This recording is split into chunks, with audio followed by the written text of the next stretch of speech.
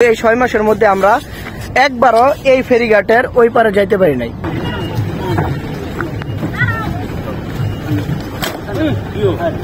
দেখেন মসজিদটার ভিউ, কত বড় মিনার যুক্ত একটা মসজিদ। আমরা এখন যে জায়গাটাতে আছি এটা হচ্ছে পান্থশালার ফেরিঘাট। আমাদের পিটিএ এর যে 6 মাসের কার্যক্রম ছিল, এই 6 মাসের মধ্যে আমরা একবারও এই ফেরিঘাটের ওই পারে যাইতে পারি নাই। আর এই জন্য আজকে আমাদের হচ্ছে শেষ সুযোগ, যদি আজকে না যাই তাহলে আর কখনো যেতে পারবো না। এবং এই জন্য সর্বশেষ আমাদের আজকে সন্ধ্যা 7টায় একটা সেশন আছে, ওইটার মায়া ত্যাগ করে, ওইটাতে একটা আমাদের অ্যাটেন্ডেন্স নেবে, ওইটা ত্যাগ করে আমি আর মুবারক প্রথম সিদ্ধান্ত নিয়েছি হচ্ছে আজকে আমরা ঘুরতে যাব।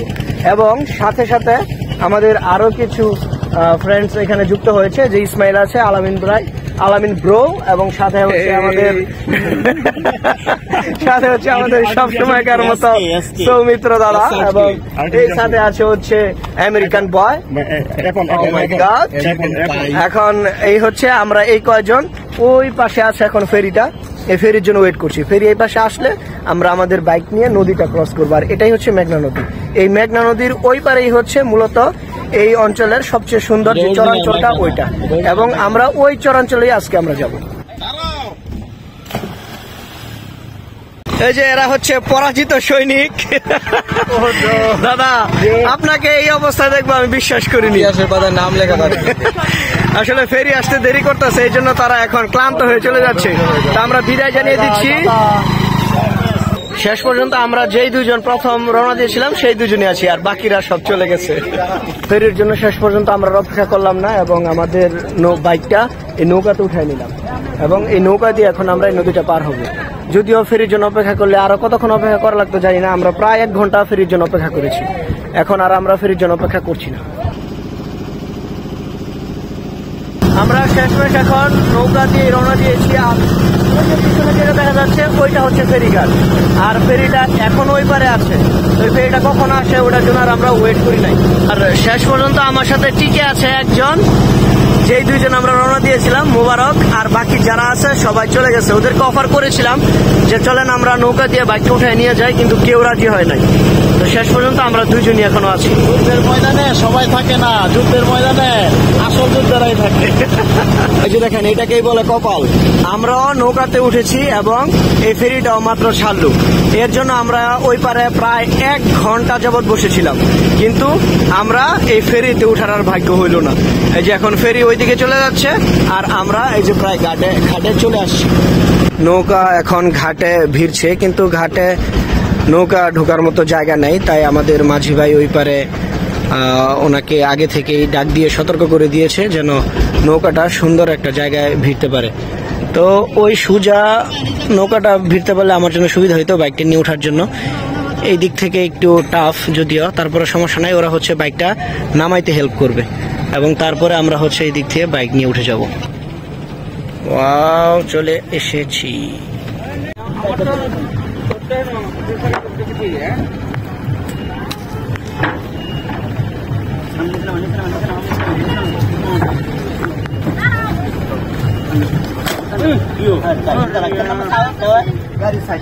সমস্যা নাই।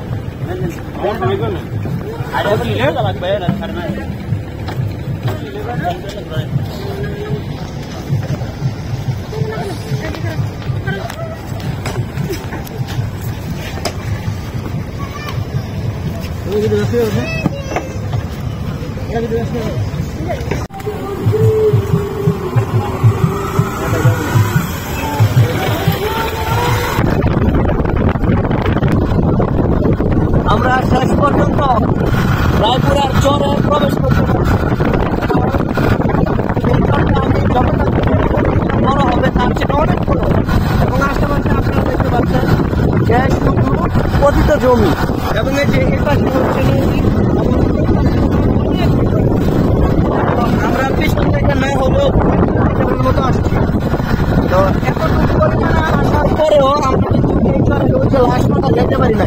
এই দিক দিয়ে নদীতে দেখা যাচ্ছে, কিন্তু এই পাশ দিয়ে দেখা যাচ্ছে। এবং আমি যতটুকু ভাবছিলাম যে চরের ভিতরে হয়তো একটু অনুন্নত হবে, কারণ আমার সম্পূর্ণ ভুল। কারণ ভিতরে প্রচুর বিল্ডিং, বাড়ি থেকে শুরু করে ইলেকট্রিসিটি সব আছে, তবে পরিবেশটা অনেক সুন্দর। আসরের ওয়াক্ত প্রায় চলে যাচ্ছে, এই জন্য আমরা এই সুন্দর মসজিদটাতে ব্রেক নিয়েছি। এখানে আমরা আসরের নামাজ পড়বো, তারপরে আবার সামনে কোনো একটা খোলা ময়দানের উদ্দেশ্যে রওনা দেব। তবে আশেপাশে পরিবেশটা যেরকম দেখছি, যে শুধু ওই যে দেখেন এখানে একটা মহিলা করছে, কি বলে, ওই খড়ের গাদার মধ্যে গোবর দিয়ে একটা জ্বালানি তৈরি করেছে। মসজিদটা বেশ সুন্দর। ওয়াও, চরের মধ্যে এত সুন্দর একটা মসজিদ পাবো এটা আমার কল্পনার বাইরে ছিল। এই জন্য এইখানে মনে হয় ইমাম সাহেবের থাকার জন্য ব্যবস্থা করা হয়েছে। আর এই যে অজুখানাটাও অনেক সুন্দর, একদম প্রাকৃতিক একটা পরিবেশ। এবং এই যে এখানে বসার জায়গা আছে, ওদিকে বসার জন্য অনেকগুলো জায়গা আছে, ফুল আছে, এই যে ফুলে টুলে, মানে অত্যন্ত সুন্দর একটা। হ্যাঁ, চরের মধ্যে আসলে এরকম মসজিদ পাবো এটা আমিও কম চিন্তা করি নাই। যে এখানে বসার জন্য 3টা বেঞ্চ আছে এবং ওই যে আপনার ওয়াশরুম গুলো সুন্দর, ওজুখানাটা সুন্দর। এবং সবচেয়ে ভালো বিষয় হচ্ছে যে এখানে তুলসী গাছও আছে এবং ফুল গাছও আছে। মসজিদের ভিতরে যে এরকম ভাবে গাছ লাগানো হয় খোলা জায়গায়, এটা আমার প্রথম দেখা। দেখেন মসজিদটার ভিউ, কত বড় মিনার যুক্ত একটা মসজিদ। মসজিদটার একদম কারুকার্যটাও অনেক অসাধারণ, কারণ সাধারণত বড় বড় কোনো এলাকাতে যেখানে হচ্ছে ধনাঢ্য লোকের আধিক্য থাকবে সেইখানে এই ধরনের মসজিদ দেখা যায়, কিন্তু চর অঞ্চলের ভিতরে সেই রকম মসজিদ পাবো এটা আমার ধারণার বাইরে ছিল। কথা ছিল এ পথ যদি না শেষ হয়, কিন্তু আস্তে আস্তে আমরা এই যে রাস্তার একদম শেষ প্রান্তে চলে আসছি। এটা মনে হয়, আমি যতটুকু জানি, এটা মনে হয় বাঁশগাড়ি চর, না? মানে বাঁশগাড়ি ইউনিয়নের, এটা হচ্ছে রাজনগর এলাকার। ও আচ্ছা আচ্ছা, বাঁশগাড়ি হচ্ছে একটা ইউনিয়নের নাম, আর ওই বাঁশগাড়ি ইউনিয়নের এটা হচ্ছে রাজনগর এলাকা বা গ্রাম যেটাকে বলি। আমরা যে রাস্তা দিয়ে আসতেছিলাম এটা একদম এখানে শেষ হয়ে গেছে। যে সামনে হচ্ছে নদীর একটা মোহনা অথবা শাখা নদী কিছু একটা হবে, ও যে ওই পাশে মির্জার চর, আর ওই পাশে হচ্ছে মির্জার চর। তবে আমরা ওই দিকেও যাবো প্ল্যান করছিলাম, কিন্তু প্রবলেম হচ্ছে আমরা যেই ফেরির জন্য ওয়েট করছিলাম ওইখানে আমাদের বেশ ভালো একটা সময় নষ্ট হয়ে গেছে। ওখানে আমরা প্রায় 1 ঘন্টার উপরে আমরা সময় নষ্ট করেছি। কিন্তু এখানেও যদি দেখেন আমার পিছনে যে জায়গাটা একদম পুরাটা শুধু বিস্তীর্ণ চাষের মাঠ। তবে আমার মনে হয় এখানে এককালীন ফসল হয়, অর্থাৎ একটা ফসল হয় বছরে।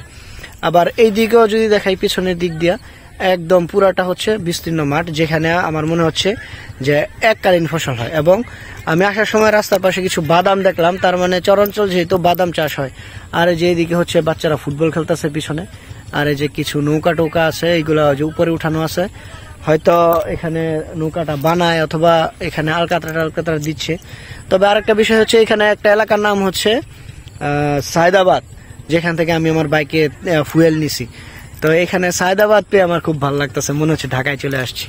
এখন যেইটুকু অল্প আলো আছে, আমরা এখন মির্জার চর যাওয়ার একটা প্ল্যান করছি। যদিও আলো শেষ হয়ে যাক, কিন্তু তারপর আমরা মির্জার চর যে এই ধরনের একটু খোলা জায়গায় বসে হালকা একটু বাতাস। মির্জার চরের একবারে রাস্তার যে মাথাটা, ওই জায়গা থেকে বোঝা যায় যে মির্জার চরে প্রচুর পরিমাণে বক, বড় যে বকগুলো আছে, সাদা বক, একদম সাদা বক, এবং মানে প্রতিটা গাছ মনে হবে যে একদম মানে শুভ্র হয়ে রয়েছে, সাদা একবারে।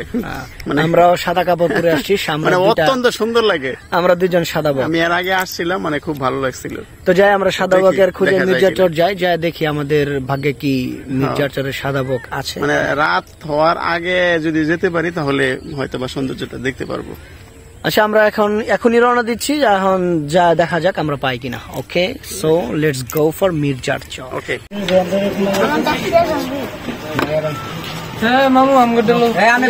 ছোলা টোলা দেখে মনে হচ্ছে এটা অনেক মজা হবে, আর এখানে যে পরিমাণ লোক আছে এটা বোঝা যাচ্ছে মজা হবে। এই জন্য আমরা এখানে দাঁড়াইছি হালকা একটু মুড়ি টুড়ি খাওয়ার জন্য।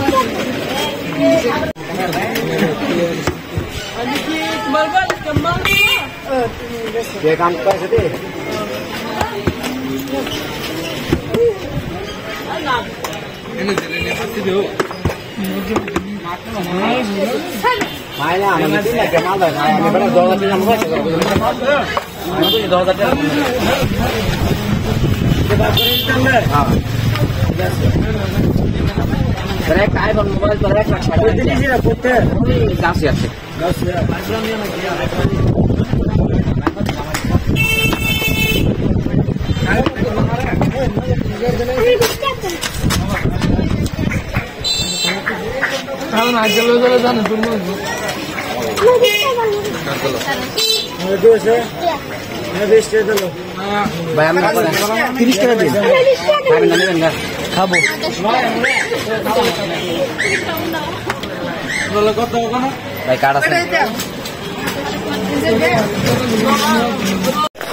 এখানে মাত্র 30 টাকার মুড়ি, টাকা হিসেবে মুড়ির পরিমাণ অনেক বেশি এবং এটার টেস্টটাও অনেক ভালো লাগছে। কারণ ঢাকায় থাকতে একবার খেয়েছিলাম এই ধরনের মুড়ি ভর্তা, এলাকায় এটাই ঢাকার পরে প্রথম। মির্জার চরেও আমরা আমাদের রাস্তা শেষ করে ফেলেছি। এখন যে রাস্তায় আছি এই যে সামনে হচ্ছে শুধু পানি। এখানে যদি আমি এখন যাইতে চাই তাহলে বাইকটা নৌকা ছাড়া এখানে নিয়ে যাওয়ার কোনো ব্যবস্থা নাই। ওই যে 3-4 জন লোক যাচ্ছে, এরা হচ্ছে মির্জার চর যাবে। তো মির্জার চরে যাওয়ার যে সিস্টেমটা এটা আমি বুঝলাম যে মোটামুটি বেশ কষ্টদায়ক। রাত্রে যদি কেউ এদিকে আসতে চায় তাহলে তার মোটামুটি অনেক কষ্ট করে আসতে হবে, হয় নৌকা দিয়ে আসতে হবে, আর নয়তো যখন জোয়ারের পানি আছে যেন নৌকা দিয়ে যাইতে হবে। যদি জোয়ারের পানি না থাকে সেক্ষেত্রে কাদা দিয়ে হাইটে যাইতে হবে। এটা হচ্ছে প্রবলেম। কিন্তু এখানে যাওয়ার সম্ভাবনা ছিল, মানে বাইক নিয়ে যাওয়া যেত কিছুক্ষণ আগেও, কিন্তু এখন জোয়ারের সময় হয়ে গেছে। দেখেন এই যে জোয়ারের পানি কত স্পিডে জোয়ারের পানি উঠতেছে, মোটামুটি বেশ ভালো স্পিডেই আসছে পানিগুলা। তবে মোবারক, তুমি যে বলছিলা যে ভাটার সময় বাইক নিয়ে যাওয়া যেত, তুমি একবার চিন্তা করো যে দিক দিয়ে পানি ঢুকে ওই দিক দিয়ে বাইক নিয়ে গেলেও বা কত কাদা টাদা থাকে কিন্তু যাওয়া যায়, মানে অনেকে যায়। তো এখন ক্ষেতের আইল টাইল ধরে অন্ধকার হয়ে গেছে, আমার মোবাইলে হয়তো ভালো আলো ক্যাপচার করতে পারছে না। তো যেটা বুঝতে পারছি যে আমরা হচ্ছে আমাদের যে রাস্তা বা আমাদের যে গন্তব্য এটা শেষ সীমানায় চলে আসছি। তবে রায়পুরার এই চরাঞ্চল যেটা নিয়ে হচ্ছে বিভিন্ন সময় বিভিন্ন কাহিনী আমরা জেনে থাকি যে তারা হচ্ছে টেঁটা বর্ষা একদম কি বলে ঢাল তলোয়ার নিয়ে যুদ্ধ হয়, এটা মূলত আমার মনে হয় যে এই চরগুলাতেই, বাঁশগাড়ি বা হচ্ছে যে মির্জার চর এইগুলাতেই, তাই না? তো এইখানে আমাদের সামনে যাওয়ার আর কোনো রাস্তা নাই, যে রাস্তা এখানে শেষ এবং সূর্যের আলো শেষ। তাই আমরা হচ্ছে আমাদের আজকের ভিডিওটা এখানেই শেষ করব। তো এখানে কিছু ইনফরমেশন দিয়ে শেষ করি যে আমরা যেই চরটাতে আছি এখন, রায়পুরার যেই নদীটা আমরা ক্রস করে আসছি, মেঘনা নদীটা ক্রস করে আমরা যে চরে ঢুকেছি, এটা কিন্তু বেশ বড় সড়ো একটা চর। কারণ বাইক মোটামুটি অনেকক্ষণ চালানোর পরে আমরা এই রাস্তার শেষ পর্যায়ে বা শেষ প্রান্তে আসতে পেরেছি। এবং যেখানে বা যতটুক দূরে এখন চোখ যাচ্ছে একদম ওই যে আমরা হাওর অঞ্চলে যেটুক দেখা যায় যে বিস্তীর্ণ জায়গা একদম খোলা। তো এই ধরনের জায়গায় বসে থাকতে কিন্তু অনেক ভালো লাগে। এবং আরো একটা বিষয় আমরা লক্ষ্য করেছি যে প্রত্যেকটা জায়গায় ভিতরে ছোট ছোট ক্যানেল বা খাল আছে, যেগুলা দিয়ে হচ্ছে নৌপথে যোগাযোগ তারা মেনটেন করে। তো নর্মালি হয়তো মির্জার চরে গেলে এখন বাইক নিয়ে যাওয়া যাবে না। ওই যে চরটা যেটা দেখা যাচ্ছে, ওই যে এটা হচ্ছে মির্জার চর। তো এখানে হয়তো নর্মালি বাইক নিয়ে যাওয়া যাবে না, কিন্তু কেউ যদি চায় সে কিন্তু অনায়াসে নৌকা নিয়ে যেতে পারে। এই যে দেখেন আমি দুইটা মহিলাকে দেখাচ্ছি, ওই যে তারা কিন্তু একদম কাপড় একদম উঁচা করে এই কাদা টাদার মধ্যে দিয়ে তারা ওইদিকে যাচ্ছে। এটা কিন্তু মোটামুটি বেশ কষ্টসাধ্য একটা বিষয়, যেটা আমাদের অঞ্চলে যেটা আমরা ফেস করি না। তো আজকে এই পর্যন্তই, দেখা হবে নতুন কোনো জায়গায় নতুন কোনো ভিডিওতে। ধন্যবাদ সবাই, আল্লাহ হাফেজ।